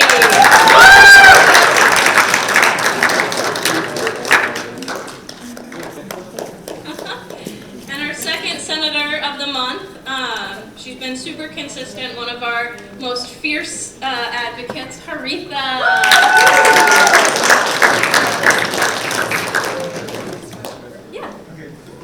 Thank you guys. I'll be getting your emails later. $50 Amazon gift card, guys. So you participate, you work your butt off, pays off. So congratulations, guys. Thank you so much for your hard work and dedication. We really do appreciate it. We wouldn't function the same way without any of you guys. Alrighty, so I am going to turn it back over to Josh to talk about the interfaith room proposal.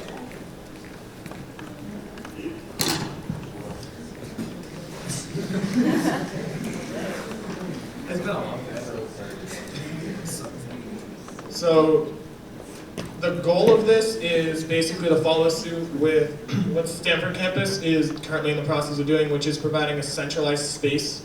So for us, that would be like Boca Cross or the Union, where people from all different faiths, because we have UConn Faith as like an overarching organization, above Hillel, above Chabad, above ICUC, above all the churches, and above all these organizations, it gives us a neutral UConn Faith-run place for all these events. Like if we want to do an interfaith lunch or a discussion or like a town hall and get all these interest holders in a room together next to a neutral space, because some people might not want to go to Religion Row, or they might not feel comfortable going into a space that they're not most used to. This is a space for that, especially if you want to learn. Like this is a good place for people to table about their different organizations, and you learn about different faiths from the perspective of people actively practicing them. And I spoke to the Dean of Students, she's on board. I spoke to them. Okay. Are there any other thoughts that people want to discuss right now?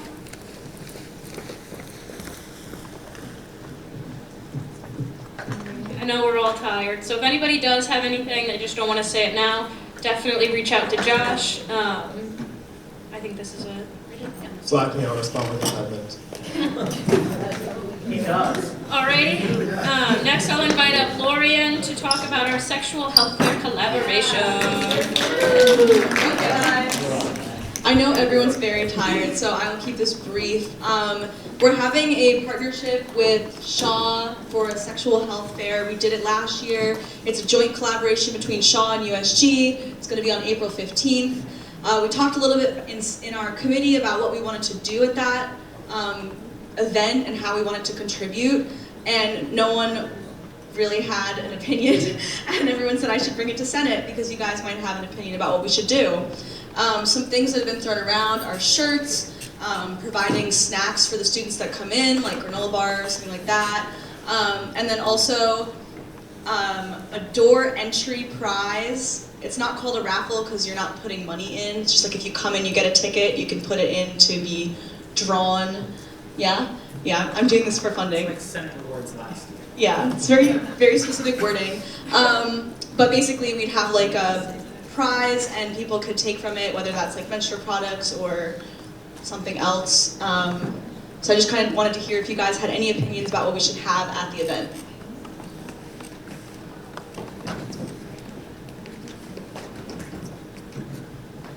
If it's like old Senate rewards, does this mean that employees on payroll are not allowed to take part, or is it going to be structured in a way that we can? It would be for the fair, so it's like if you show up at the sexual health fair in the student union, which will probably be like in this room or down the floor, and you enter, you get a ticket, and then there's multiple prizes. Shaw does some too, and you can put your ticket in one of the baskets, and then if you get drawn, you get the prize. So anyone here could, correct me if I'm wrong, could participate. Employees on the USG payroll are not eligible to receive prizes funded by USG. But senators can participate. It's the state code of ethics. Take it up with the legislature. I would support you. Okay, so I'm really sorry for anyone that was hoping, but you can put your raffle ticket in one of Shaw's baskets. So, and that's only if we do a basket.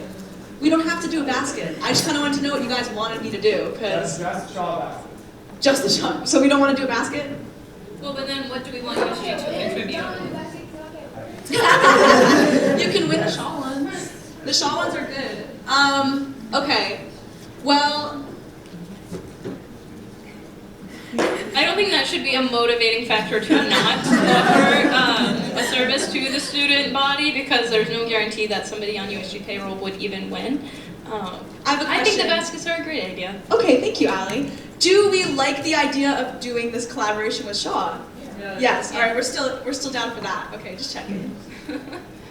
Yes.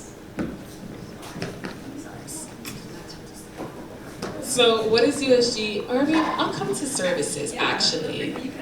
Okay, so what is USG contributing besides the baskets? Are we like, giving lessons? Are we, I heard snacks, and like those could be like aphrodisiac snacks, like pomegranates. Well, no, like on the topic of sexual health and wellness or sexual health fair, like we're I love that idea. We don't have any, we literally haven't passed any money for this yet. So any idea that you have can be talked about and potentially passed. So yeah, we could do snacks, we could do something branded, we could do shirts. Sweaters, we could do sweaters. Ooh, yeah. And then if we're like, oh, we want to do more, so Period Box is going to be on the 12th, and then this event is on the 15th. Whatever's left over from Period Box is going to be given out at this event. Which there was a lot left over this time, so I'm sure we'll have some left over next time. Yeah, well, if no one, does anyone have anything they want to share? Yeah, I say if you don't worry about it. I'll bring it back up again at services next week, but also, if something comes to you, please feel free to Slack me. Okay, thank you, Lorian. All right, can you hand the mic to Angela really quick? He just wants to make a quick announcement. Oh, you had more discussions. I want to invite you all to come down to the SOC whenever you want to pick up some menstrual products. If you ever need Lorian, give us some menstrual products to give out in the SOC. So if you're ever in need or you just want some, just come down and just take some, or take the whole thing, and then we'll just restock it afterwards. Alrighty, thanks. Alrighty. Last two announcement items, we have, oh my god, I didn't change the title on this. We have our, oh no, this is correct, 2023 and 2024 Senate and caucus dates. On that document is also 2024 and 2025 dates, because I've already had to submit those for next year. So if you are somebody who is planning on returning to USG for next year, just take a look at those dates. We're starting a little earlier than we normally do. We just have those rooms booked. It's not a guarantee. It's up to whoever the next speaker is to decide on what they want to do with those dates. But just keep those in mind. It's still, again, Wednesdays at 6:30. And our last item is our Valentine's Day candygrams. Please submit these. It's a really wonderful thing that our Office of the Vice President is doing. It's really sweet. It's a great way to show appreciation for the people that you're sitting next to right now. So if you haven't submitted them, everybody's got homework. If you've made it this far, everyone, I want you to submit a candygram by Friday. Because rumor has it you all are going to be receiving one at some point, so it's only nice to pass that favor on. So definitely do that. It's on the agenda. Peter sent it in the Slack. He'll send it again in the Slack. Please, please, please fill this out. Very sweet. Thank you.